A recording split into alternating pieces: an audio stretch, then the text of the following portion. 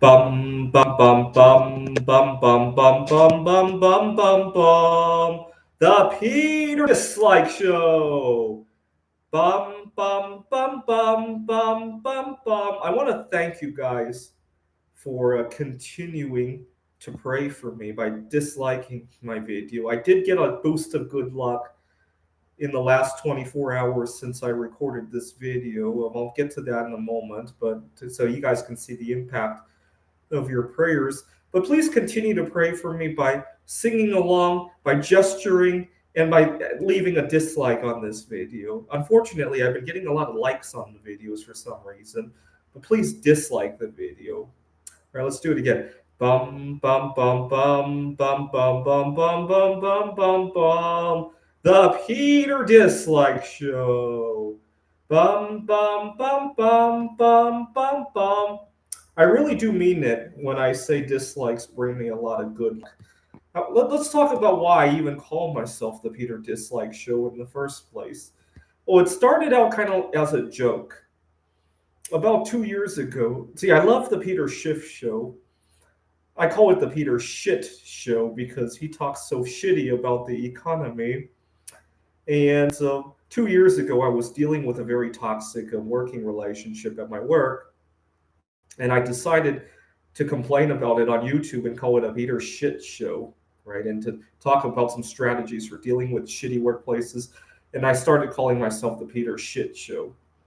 And so, unfortunately, I started getting a lot of dislikes on my videos, probably because I was complaining so much, and probably because some of my viewers are older generation. They might be on the other side of the equation, right? Creating toxic workplaces, or at least trying to get the most work out of their employees who might be quiet quitting left and right. See, I don't think of myself as a quiet quitter. I think of myself as how do I strategize uh, getting the most out of work so that I can give the most at work, right? Because let's face it, if you're going to work constantly burned out, you're not giving it your best anymore, right? You're just having FaceTime over there. So I got a ton of dislikes, 20, 30, 40 in a video sometimes, and it was very upsetting. I had been YouTubing for over a decade at this point, and suddenly I'm getting a ton of dislikes. Very upsetting.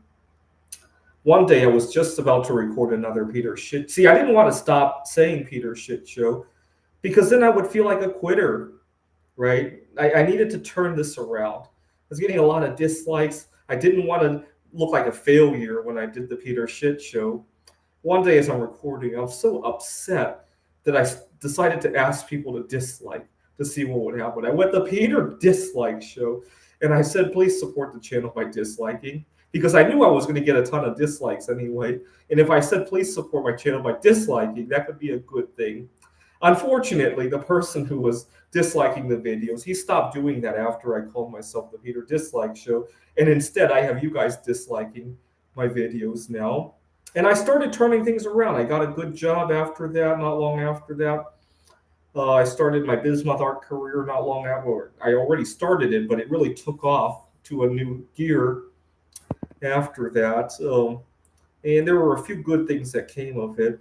But I started calling myself the Peter Dislike Show at the beginning of 2023. 2023 was a mixed bag. I didn't have toxicity at work. Instead, I burned myself out because I was doing so well at my job, and also I wanted to make sure to keep it that way by having a secondary career.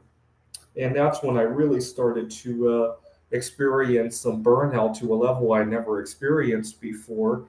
Toward the end of 2023, I also ran into social barriers trying to mingle with people. You see, 2 years ago when I was working all those odd hours, I didn't even have the luxury of going to a lot of the meetups that I'm going to right now, right? And so I guess it's one of those things, the more you have, the more you lack, right? And so I've been having a lot of difficulty with breaking into various social groups here in the Phoenix area. That's what 2024 has been marked by, and that's why I want you guys to pray. But this past 24 hours since my last video has not been too bad, actually. I went to another party, and I got to mingle with a girl that I like, and her parents were there too, and not that it took off in any direction, but at least there wasn't any sign of disapproval, right? And then I came home and I got a good night of sleep. I had a dream about how to make bismuth crystals, and then I woke up and I made the dream true, right? And I got a few good bismuth pours today.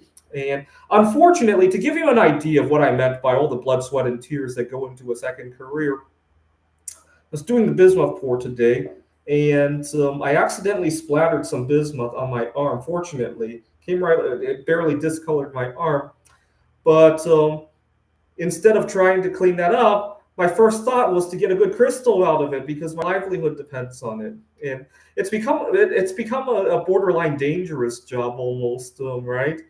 And but at the same time, it makes my day job that much less toxic.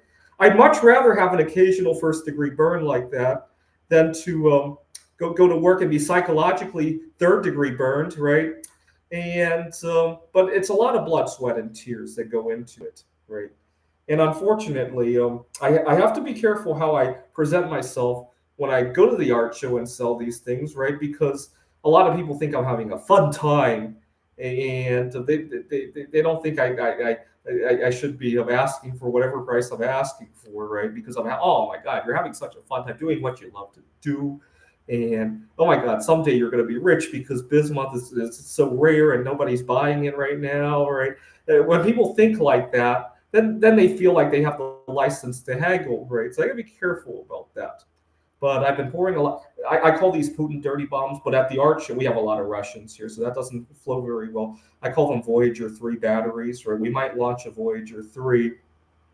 Right now, part of the reason Voyager 1 and 2 are dying is because they have an RTG made of plutonium 238, which has a half life of only 87 years. Voyager 1 and 2 are 50, about 50 years old now.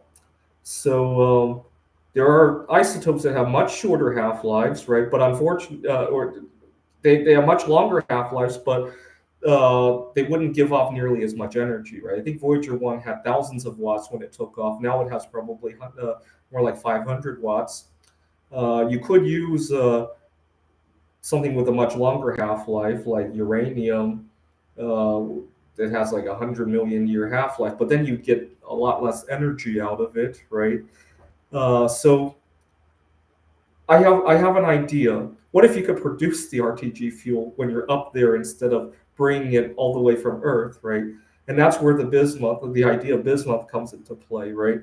So bismuth 209 can be activated into polonium 210, which has a 138-day half life. Good luck trying to launch polonium from Earth, right? You can make it to the moon probably, but you can't even explore Mars with that, right? So the idea is maybe pack bismuth and make the polonium up there, right? And that's why I call this piece Voyager 3 batteries. All right. All right. And so I got some good sleep. I've been eating a lot better. It's 12:30. I've gone on a fast for 13, 14 hours now. I hope to go a little bit longer. Uh, and please continue to pray for my career and my social life, and pray that I find the right metal to invest in because, like I said, history is full of metals that have gone up 10, 20, 30 fold, right? So we had uh, this past decade, we had iridium go up.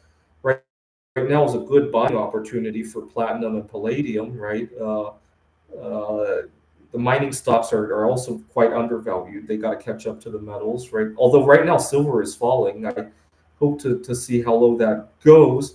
Usually, when silver prices fall, bismuth follows. So I'm really excited about that.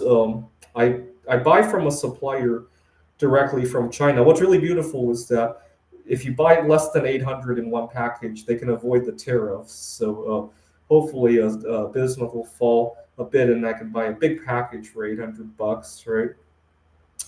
All right, please pray for me by singing along, by gesturing, and by disliking this video. This is the Peter Dislike Show.